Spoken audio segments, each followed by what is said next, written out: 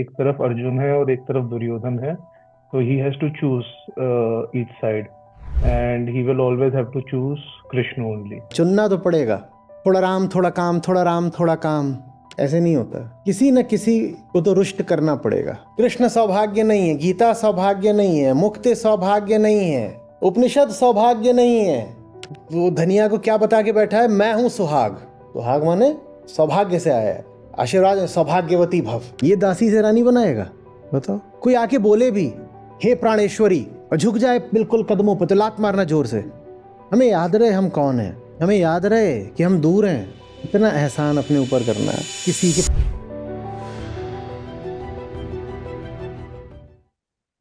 मेरा प्रश्न ये था कि जैसे आज के श्लोक में आपने बताया कि एक बार जो सत्य को जानने लगता है, जो एक बार कृष्ण को जानने लगता है, वो कहीं भी वापस चला जाए वो वापस लौट के आता ही है। तो ये स्थिति जैसे साधक की अर्जुन की तरह ही है कि एक बार जब वो कृष्ण के समीप आने लग जाता है तो वो और कहीं नहीं जा सकता। जैसे it is like a bridge. साधक एक ब्रिज पे है, एक तरफ अर्जुन है और एक तरफ दुर्योधन है, तो he has to choose each side, and he will always have to choose Krishna only. Choose आप कुछ भी कर सकते हैं, लेकिन जितना ज्यादा आप गलत चुनाव करेंगे उतना दुख भोगेंगे। चुनाव दुधारी तलवार है। जितना मुक्त हैं आप कृष्ण को चुनने के लिए, उतने ही मुक्त हैं आप शकुनी को चुनने के लिए भी।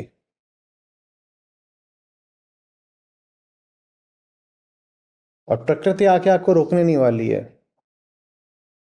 आप बिल्कुल हो सकता है किसी पेड़ के नीचे कोई कत्ल कर दें और उसके बाद तुरंत बाद पेड़ से कोई फल गिरे आपके सामने, जैसे पेड़ आपको फल दे रहा हो पुरस्कार के रूप में, बिल्कुल हो सकता है। प्रकृति आपको कुछ भी करने से रोकने नहीं वाली। करो। दुख बाहर से नहीं मिलेगा। जो हमारी दंड की भी अवधारणा है ना, वो बड़ी गड़बड़ है।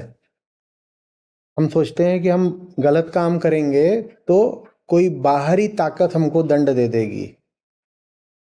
इसमें दो गलतियां हैं। पहली बात, गलत काम नहीं होता, गलत केंद्र होता है। गलत केंद्र से जो कुछ भी किया जाए, अच्छा दिखने वाला काम भी, वो भी गलत ही होता है। और दूसरी बात, दंड देने वाला बाहर कोई नहीं बैठा हुआ है।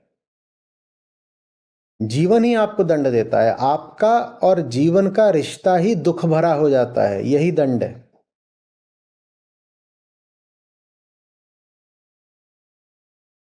जैसे गलत केंद्र अपना दंड आप हो, उसे कोई बाहरी ताकत नहीं चाहिए दंड देने के लिए। वो अकेला भी पड़ा रहे तो भी दंड ही भोग रहा होगा। कोई मौजूद नहीं है, वो एकांत में अपने बिस्तर पे रात में लेटा हुआ है तो भी दंड भुगत रहा है। कोई पुलिस नहीं चाहिए, कोई पंडित नहीं चाहिए उसको सजा देने के लिए। उसकी जिंदगी ही सजा है। और न ही मौत चाहिए कि मृत्यु हो जाएगी उसके बाद चित्रगुप्त लेखा करेंगे या कयामत के दिन आएगा उसके बाद हिसाब होगा। कोई जरूरत नहीं है सब चीजों की। जीते जी प्रतिपल दंड भुगतोगे। तो जब दंड भुगतेंगे आचार्य जी, तब उस तरफ आने ही देखो भाई, सीधे सीधे कह रहे हैं, या तो समझा रहे हैं तो समझ के आ जाओ, नहीं तो जाओ करो अपनी मन मर्जी। और पिट पुटा के लगे कि आना है तो आ जाना, नहीं तो पिटते रहना। लेकिन एक बात पक्की है, ये नहीं कर पाओगे तुम कि सत्य को ठुकरा भी रहे हो और आनंद भी पा रहे हो। ये आशा त्याग दो बिल्कुल कि सच्चाई को पीठ दिखा करके तुम सुखपूर्वक जी सकते हो।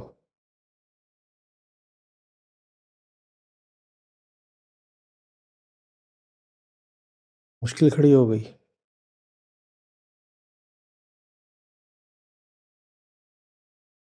हम्म। नहीं आता देश को मुझे लगे।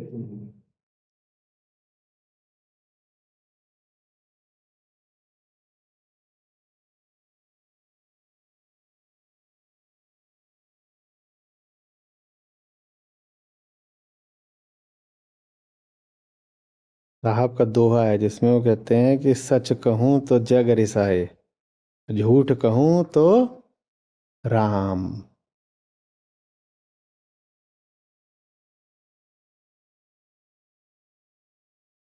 कहते हैं कहें कबीर कैसे मिले रवि रजनी एक धाम।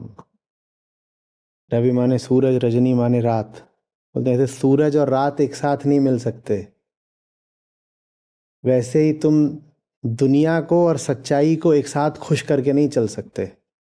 किसी एक को तो रिसाना पड़ेगा। रिसाना माने कोई तो तुमसे रुष्ट होगा। रुष्ट से आया है रिसाना। बोले सच बोलोगे या सच में जियोगे, दुनिया रूठेगी तुमसे। रूठना भी उसी से आया है, रुष्ट। सच में जियोगे तो दुनिया रूठेगी, और झूठ में जियोगे तो राम रूठेंगे।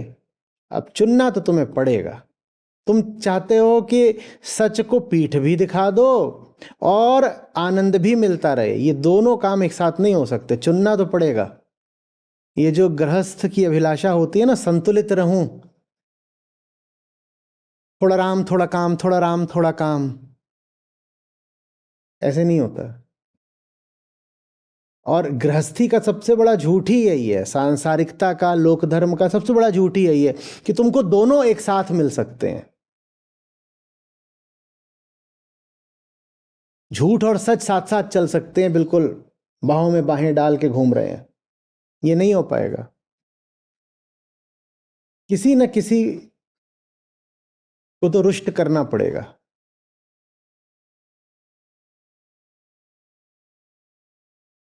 हम्म।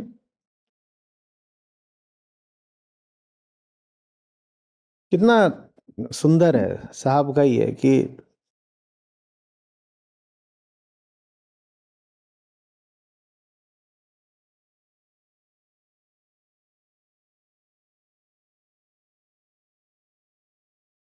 दूसरी उसकी पात है, पिया मिलन जब होइया अंगना भया विदेश। पहली है कि जिन पावन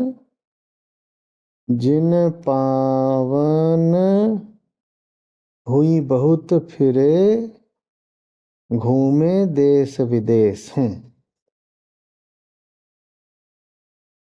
इन्हीं पाँवों से, भूमि माने भूमि, इन्हीं पाँवों से इधर उधर उधर उधर करते थे और ये सब अपना मानते थे, हमारा ही है।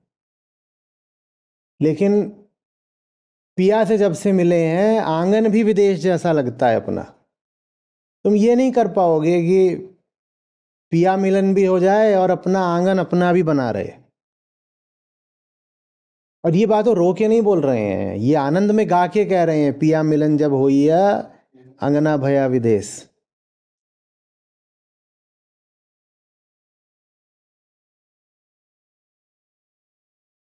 आप चाहते हो पिया भी मिल जाए और इसी आंगन में मिल जाए।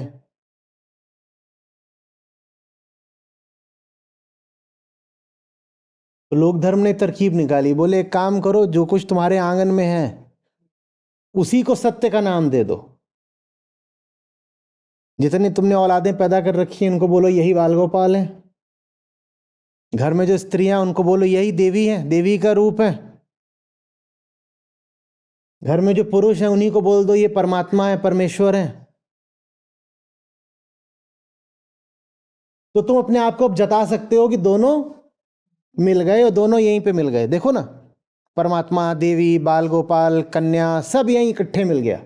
कोई समस्या ही नहीं है। और जो तुम्हारे सब पुरखे मरे उनको भी देवता घोषित कर दो, सब कुछ वहीं मिल गया।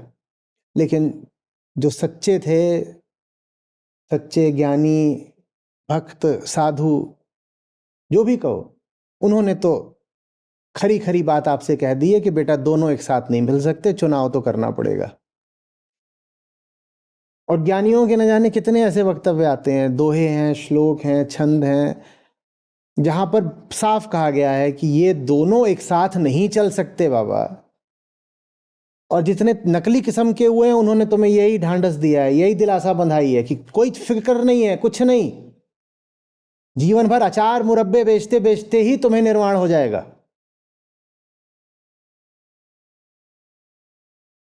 नए किस्म का मुरब्बा बेचो,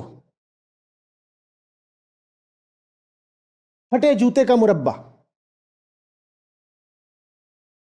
इस तरह जीवन में नूतन का आविर्भाव होगा, क्योंकि अब तुमने एक नए प्रकार का मुरब्बा बेचना शुरू किया है। क्या? फटे जूते का मुरब्बा। अब यहां मिलता है, दुकान में वहां लिखवा दो। ये सब नकली शिक्षक की पहचान है कि जो जैसा चल रहा है चलने दो, उसी के मध्य में तुमको निर्वाण मिल जाएगा। वहां वो तो कह रहे हैं, पिया मिलन जब होई आंगना भया विदेश, दूल्हा दुल्हन मिल गए फीकी पड़ी बारात। बारात से कोई देना देना नहीं। अब बारात गई, पहले बारात में हम भी घुसे हुए थे। वो बारात बारात, अब बारात माने समाज। जब पिया मिल गए तो अब बारात का क्या करेंगे?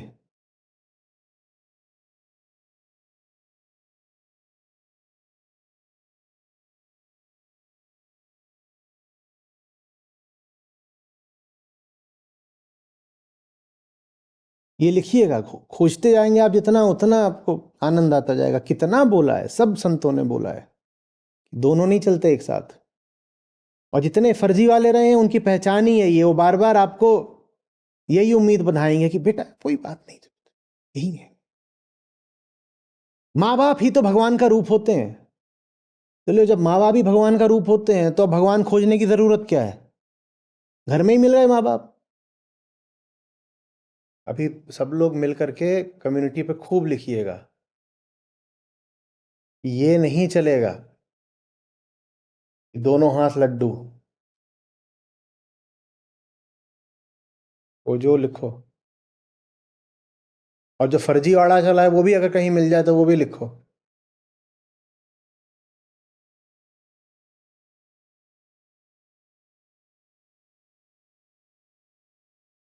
बोलता है ना, मेरी रसोई में ही भगवान उतरे हैं।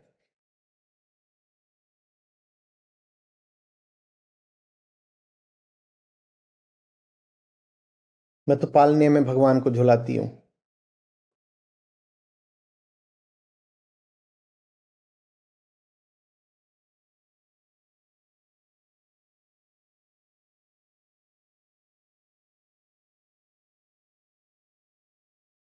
सुहाग शब्द मालूम है ना कहां से आया है? सौभाग्य से।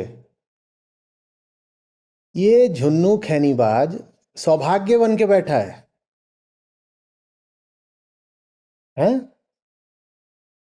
कृष्ण सौभाग्य नहीं है, गीता सौभाग्य नहीं है, मुक्ति सौभाग्य नहीं है, उपनिषद सौभाग्य नहीं है। वो धनिया को क्या बता के बैठा है? मैं हूं सुहाग। सुहाग माने सौभाग्य से आया है। आशीर्वाद है, सौभाग्यवती भव है। तो सौभाग्यवती भव, इसमें झुन्नू कहां से आ गया? झुन्नू कैसे सौभाग्य हो गया? ये वही पुरानी लोक धार्मिक साजिश है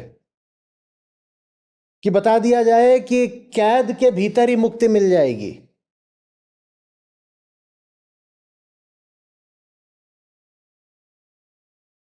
झुन्नू सौभाग्य है, और झुन्नू से अब जो नुन्नू पैदा होगा वो बाल गोपाल है।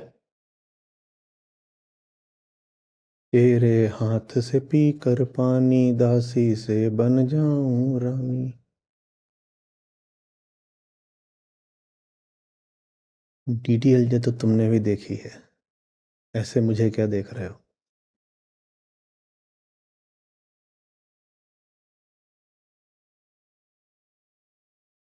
आदमी का स्तर देख के बात करनी चाहिए ना।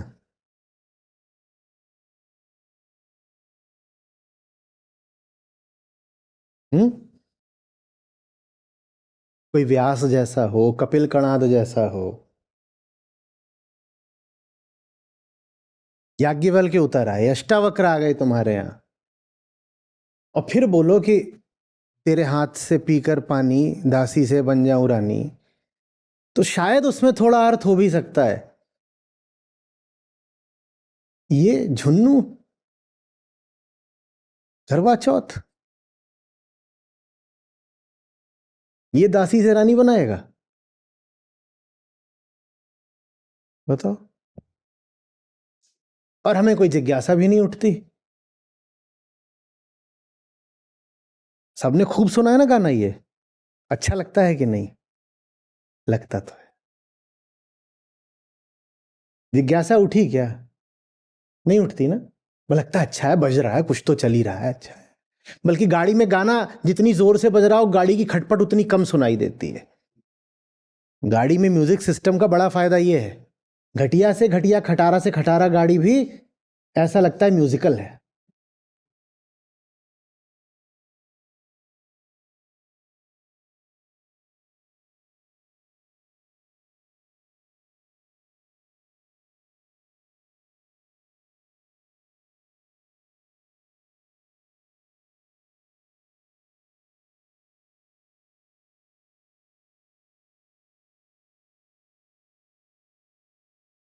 इतना एहसान अपने ऊपर करना, तुम किसी के प्राणनाथ मत बनना। आ रही बात समझ? तुम किसी के जीवन की देवी मत बनना। इतना तो आदमी को अपनी औकात याद रहे ना, काहे को मैं कोई और गलतफहमी पाल ले तो पाल ले, हम अपने बारे में कैसे पाल ले? कोई आके बोले भी हे प्राणेश्वरी और झुक जाए बिल्कुल कदमों पर, तो लात मारना जोर से।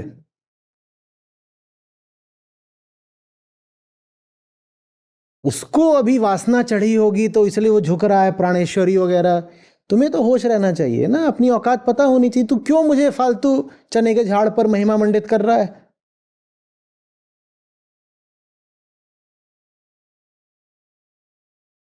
हमें याद रहे हम कौन हैं, हमें याद रहे कि हम दूर हैं। जिज्ञासा और विरह साथ साथ चलते हैं। अपने आप को झूठ बोल दोगे कि सब मिल गया, यहीं पर मिल गया, तो काहे को कोई विरह वेदना उठेगी फिर? बताओ, सब ठीक ही है, सब कुछ यहीं तो मिल गया है।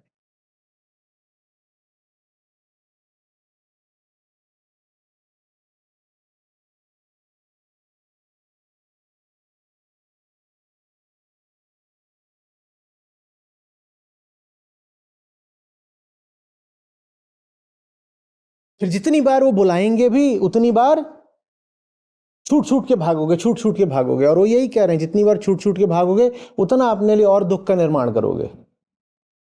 ये सब स्वास्थ्य के द्योतक वक्तव्य नहीं है। You mean the world to me, तो मेरी जान हो जहान हो, ये बीमारी का खतरनाक वक्तव्य है। बचो, न खुद कहो और कोई कह रहा हो तो उसके मुंह पे पानी के छींटे मारो।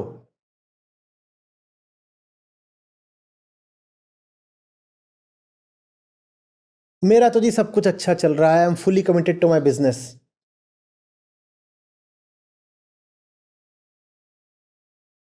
नींबू चटाओ, नशे में आदमी।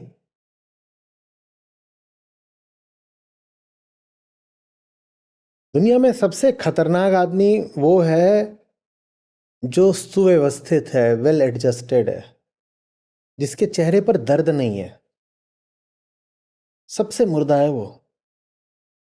मिलते हैं ना लोग, सब कुछ अच्छा चल रहा है, सब चंगा सी, सब बहुत बढ़िया चल रहा है, ये सबसे बीमार और सबसे खतरनाक लोग हैं।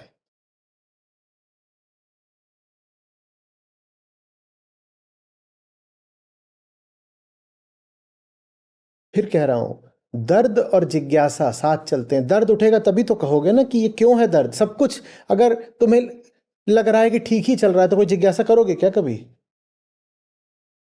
जिसने अपने आप को इतना संज्ञा शून्य कर लिया, संवेदनाहीन कर लिया कि अब उसको दर्द महसूस ही नहीं होता, वो क्यों जिज्ञासा करेगा? और हम सफल जीवन का ही लक्षण मानते हैं कि कोई ऐसा हो जाए कि उसको अब दर्द अनुभव ही नहीं होता, वो बिल्कुल ऐसे रहता है। उसकी उसकी आंखों में देखोगे तो ऐसा लगेगा पत्थर की आंख है। आप जीवित हो इसका प्रमाण ही यही है कि आप बेचैन हो। जिसके पास दर्द नहीं उसके पास जीवन भी नहीं।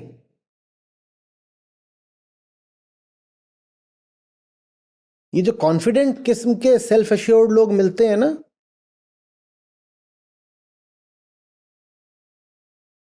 खुश और आश्वस्त,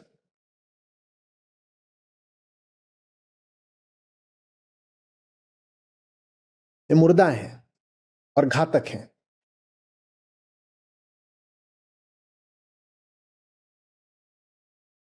चेहरे पर संदेह होना चाहिए, जीवन के प्रति, अपने प्रति संदेह होना चाहिए। जिंदगी बेहोश बही जा रही है, इस बात का दर्द होना चाहिए।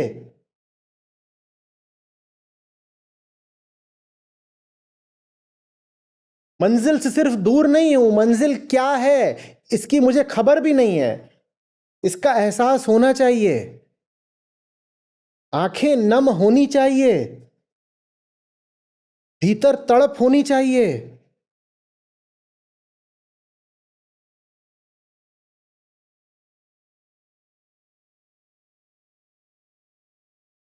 बाजार से कुछ खरीदो भी तो भी ये एहसास होना चाहिए कि आनंद बिक नहीं रहा यहां पर।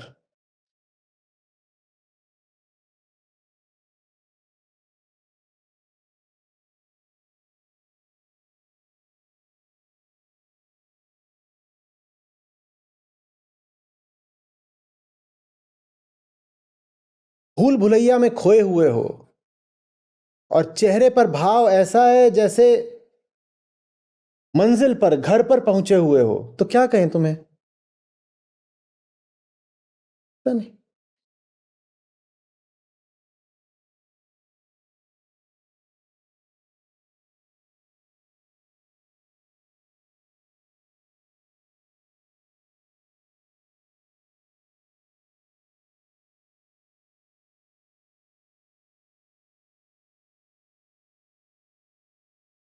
अपने आसपास की दुनिया को देख रहे हो और तुम्हें लग रहा है हाँ सब कुछ तो जाना हुआ है, मुझे सब पता है, सब कैसे चल रहा है, सब कुछ ठीक है, साधारण है, सामान्य है। नहीं, जो इंसान जगने लगेगा ना, उसकी आंखों में हर चीज को लेकर प्रश्न चिन्ह होगा।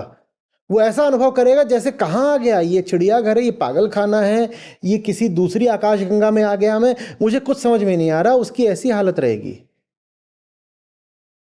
वो भी किसी दिनचर्या का पालन वगैरह करेगा, पर उसकी आंखों में हैरत होगी।